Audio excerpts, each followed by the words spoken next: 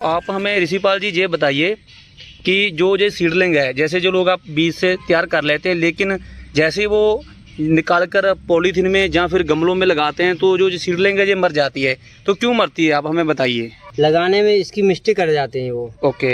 जब इसको निकालते हैं तो हाँ जी। इसको आराम से प्यार से मिट्टी के नाद जड़ से निकालो।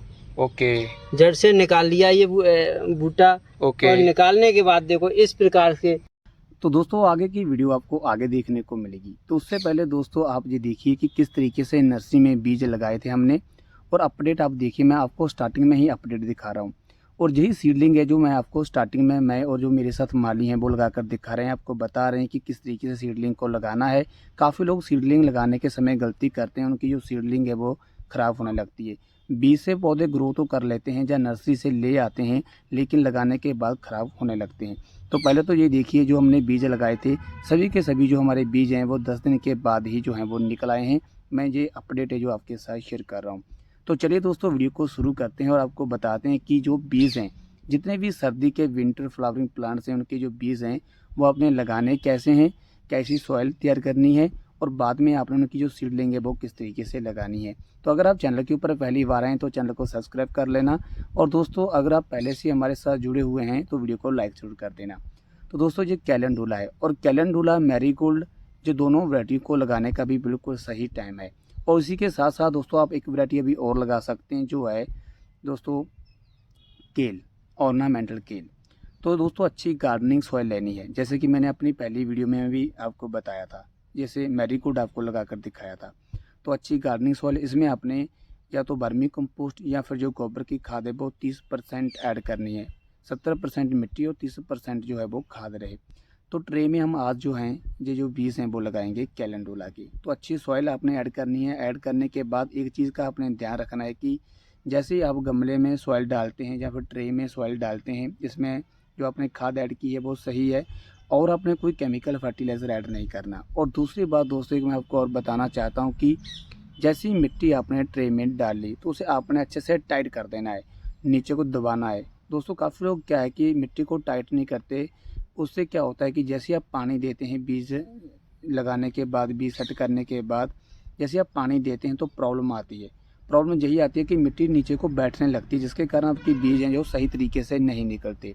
और दूसरी जो गलती होती है वो ये होती है कि आप एक लेवल नहीं निकालते। जैसे ये देखिए मैं प्रॉपरली लेवल निकाल रहा हूँ, तो आप लेवल नहीं निकालते, जैसे आप पानी देते हैं पानी एक साइड पर चला जाता है, तो ऐसा नहीं होना चाहिए।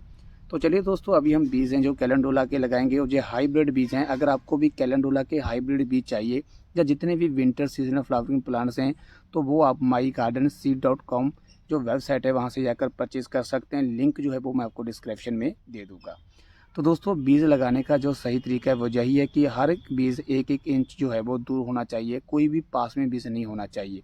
अगर आपके पास जगह कम है तो आप ट्रे और ले लें, आप पॉट और ले लें, लेकिन दोस्तों आपने सिर्फ 1-1 इंच की गैप से ही जो बीज हैं वो लगाने हैं, जैसे कि हम लगा रहे हैं। तो जल्दी से चलिए दोस्तों हम ये बीज लगा देते हैं। तो दोस्तों फाइनली हमने जो बीज हैं वो लगा दिए हैं, आप देख सकते हैं। तो अभी ऊपर हम हल्की जो सॉइल है दोस्तों, जो ऊपर आप सॉइल डालते हैं ये वही सॉइल डालनी है जिसमें आपने वर्मी कंपोस्ट या फिर ऊपर गोबर की खाद है वो ऐड कर रखी है। और खाद और जो मिट्टी है ये पहले आपने अच्छे से छाननी है। इसमें कोई मोटी जो रोड़ी वगैरह रहती है या फिर ये कह दिए कि पत्थर वगैरह रहते हैं वो कुछ भी नहीं होना चाहिए, सिर्फ प्लेन सॉइल और जो खाद है वो होनी चाहिए। और मिट्टी ऊपर आपने ज़्यादा नहीं डालनी, सिर्फ हल्की सी लेयर डालनी है। काफ़ी लोग ज़्यादा मिट्टी डाल देते हैं, जिससे क्या होता है कि जो उनके बीज हैं वो जल्दी नहीं निकलते। और ऊपर से इस तरीके से आप हल्का प्रेस कर सकते हैं, ताकि दोस्तों जैसे आप पानी दें तो पानी ऐसे से लग जाए और जो आपके पौधे हैं वो अच्छे से ग्रो होने लगे, इधर उधर ना हो।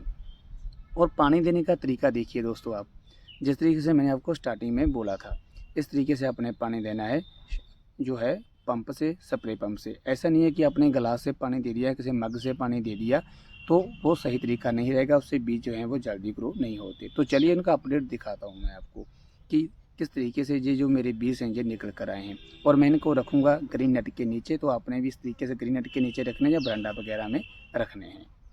तो चलिए दोस्तों जो अपडेट है वो मैं आपके साथ शेयर कर लेता हूँ कि किस तरीके से मेरे ये 4 से 5 दिन के बाद जो बीज हैं वो ग्रो हो चुके हैं। तो दोस्तों आप देख सकते हैं कि जितने भी सीड्स से हमने जो सीड्स लगाए थे नर्सरी में, सारे के सारे जो सीड्स हैं वो ग्रो हो चुके हैं। तो दोस्तों सिंपली तरीका है, बस आपने इस तरीके से बीज लगाने हैं। अभी सही समय है इन बीज को लगाने का। कैलेंडुला, मैरीगोल्ड और दोस्तों केल, यही आपने लगाने हैं।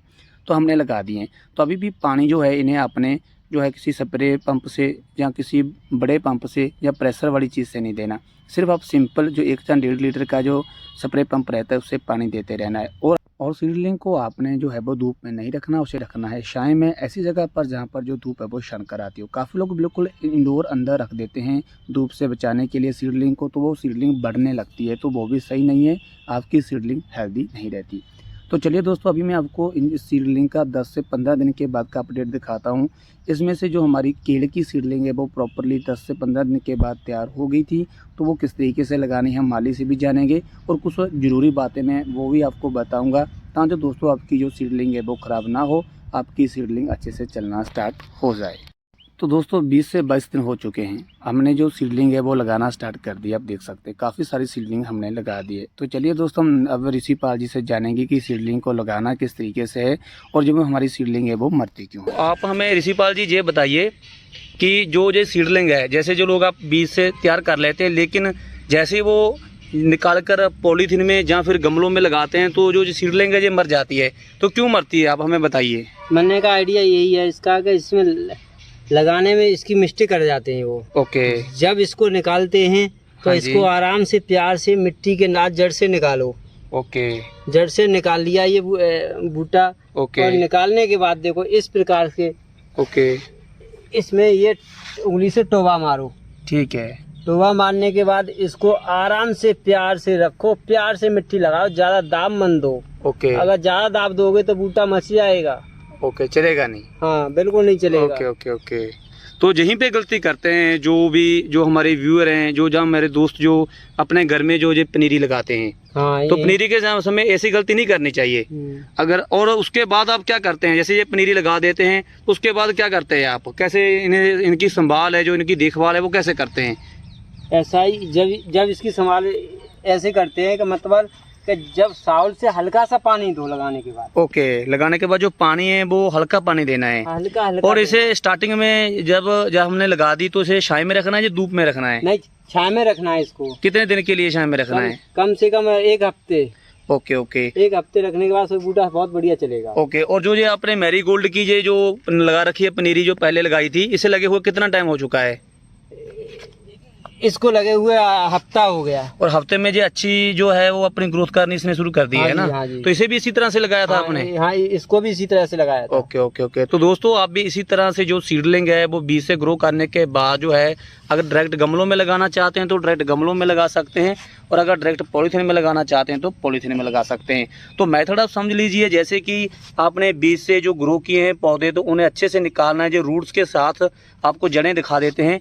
अब ऋषिपाल जड़ें दिखा दीजिए। देखिए, देखो ये जड़ें हैं इसकी। ये देखो इसकी जड़ें हैं। तो जड़ें के साथ इसे आपने टोवा करना है, ऐसे आप कर सकते हैं, और प्यार से इसे लगाना है। टोबा कर दिया। टोबा करने के बाद आराम से प्यार से आराम मिट्टी, ज्यादा दाब नहीं लगनी चाहिए। दाब लगेगी तो बूटा मर जाएगा। तो दोस्तों आपने इनसे भी सुना, और मैं अपना खुद का जो एक्सपीरियंस है वो भी आपको बता रहा हूँ।